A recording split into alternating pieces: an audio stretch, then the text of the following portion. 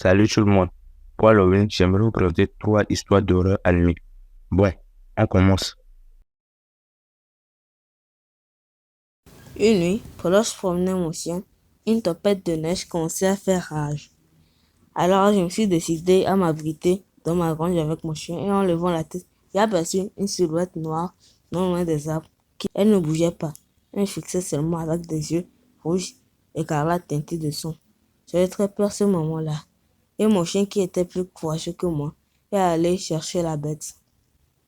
Alors, je suis resté là-bas. J'avais très peur pour mon chien et je suis allé chercher. En arrivant sur les lieux, le monstre avait complètement disparu. Mon chien était apeuré en criant sur les arbres. J'étais pétrifié ce moment-là. J'avais très peur. Je ne pensais qu'au monstre. Je suis rentré chez moi. Je me suis couché, mais je ne trouvais pas le sommeil. Je pensais à ce monstre. Pourquoi il était venu? Qu'est-ce qu'il cherchait? Il me cherchait? À la période d'Halloween, en 2015, j'ai invité deux de mes amies à dormir chez moi, Scarlett et Amy. Cette dernière était timide et peureuse, alors que Scarlett était plus sûre d'elle. Bref, nous nous sommes retrouvés vers 15 heures et nous avons installé une tente dans mon jardin. Elle était confortable, avec un tapis doux. C'était douillet et parfait pour traîner ensemble. Nous l'avons installé près du portail arrière, qui à l'époque était vieux et rouillé. Si un adulte de taille moyenne se tenait devant lui, il le dépassait d'une 60aine de centimètres. Une fois tout en place, nous sommes allés faire le tour du voisinage pour récupérer des bonbons. Il était environ 19 heures. Nous avons rencontré d'autres amis en chemin, et nous avons passé un très bon moment. Nous sommes rentrés vers 22 heures, et la météo étant clémente, il n'avait pas plu de la journée, et tout était sec. Le voisinage était aussi très calme. Nous avons donc passé une agréable soirée. Nous avons grillé des chamallows en jouant à Action ou Vérité, et finalement, nous sommes allés dormir, alors qu'il faisait nuit noire dehors. Les faibles lumières du jardin n'éclairaient pas grand-chose, et ne nous dérangeaient donc pas. Soudainement, en plein milieu de la nuit, quelque chose nous a réveillés. C'était un grincement venant du portail arrière. Amy a été la première à l'entendre, et nous a réveillés en nous demandant d'un ton effrayé si on l'avait entendu. Et au même moment, nous avons entendu une toux provenant de quelqu'un à l'extérieur de la tente. On était complètement alerte à ce moment-là. Scarlett a mis sa main sur la bouche d'Amy pour l'empêcher de crier, tout en écoutant attentivement le bruit dans la nuit. Et lorsqu'une voix profonde s'est fait entendre, nous avons toutes sursauté. Vous voulez des bonbons, les filles? La voix était rauque, on aurait dit un vieil homme. Quelqu'un qui avait bien trop fumé au cours de sa vie. Le bruit venant du portail s'est à nouveau fait entendre.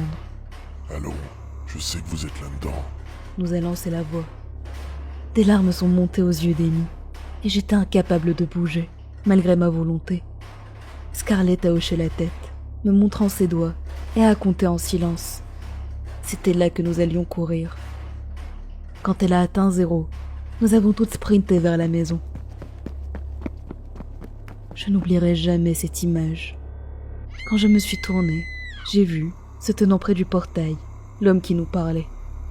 Il avait de longs cheveux gris, sa barbe était salée en mêlée, et il avait un regard terrifiant, un regard de haine pure. Il avait l'air affamé, mais pas comme un humain, plutôt comme un prédateur, comme s'il voulait absolument nous faire du mal. Le portail était heureusement verrouillé, et même en essayant, il n'a pas réussi à entrer. Mais derrière les barreaux, j'ai vu quelque chose luire dans sa main. Un couteau de boucher, il n'y avait aucun doute possible. J'ai crié de terreur en le voyant, et je me suis précipitée vers la maison. J'ai ouvert la porte et j'ai couru dans la chambre de ma mère. Elle ne nous a pas cru au début, mais a vite changé d'avis après avoir regardé par la fenêtre. Elle nous a cachés à l'intérieur, a verrouillé la porte, et a appelé le 999, qui est notre service d'urgence. J'ai entendu des coups sur la porte d'entrée. Il avait dû trouver un moyen de passer le portail. Les coups devenaient de plus en plus forts, et j'ai entendu l'homme jurer à l'extérieur. Quand elle a entendu les sirènes, ma mère a raccroché. J'ai entendu l'homme jurer une dernière fois, avant de s'éloigner. Ces bruits de pas se sont évanouis avec la distance, et nous avons entendu une voiture de police s'arrêter. Ils n'ont jamais vu l'homme, ils ne l'ont donc pas arrêté, et ils ne l'ont jamais retrouvé, même après leur avoir donné notre description. Cela a ruiné notre Halloween, et nous avons toutes dormi dans le salon après ça. Ou du moins, Nous avons fait semblant de dormir.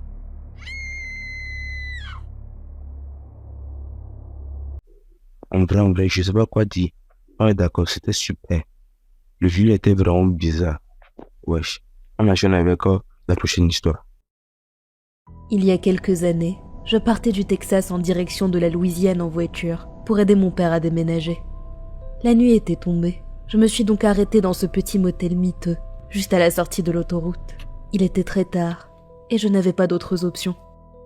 Je ne me rappelle pas du tout de la personne à l'accueil. J'avais tellement sommeil que je pouvais à peine garder les yeux ouverts. Tout ce dont je me souviens, c'est de m'être assis sur le lit et d'avoir enlevé mes chaussures, avant de remarquer que ma chambre était connectée à une autre chambre. Le verrou de cette porte semblait être fermé, et je n'y ai pas vraiment prêté attention. Je me suis allongée sur le lit, et j'ai instantanément succombé au sommeil.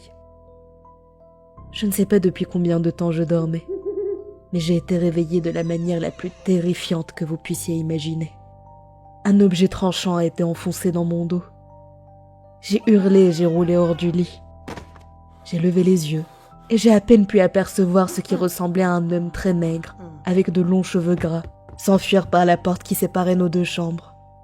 Je me suis traînée jusqu'au parking en hurlant et on m'a emmenée à l'hôpital. Les docteurs ont retiré un coupe-papier de mon dos. Je ne suis jamais retournée au motel et je n'ai aucune idée de ce qui s'est passé cette nuit-là. Qui était ce fou furieux et pourquoi il m'avait attaqué? J'ai vraiment kiffé. Pas que j'aurais dû vraiment vérifier. Mais bon, sinon, c'était une bonne histoire. C'est la fin de la vidéo. Merci d'avoir regardé. Et au fait, je vais Halloween. Bye. Regarde les rituels.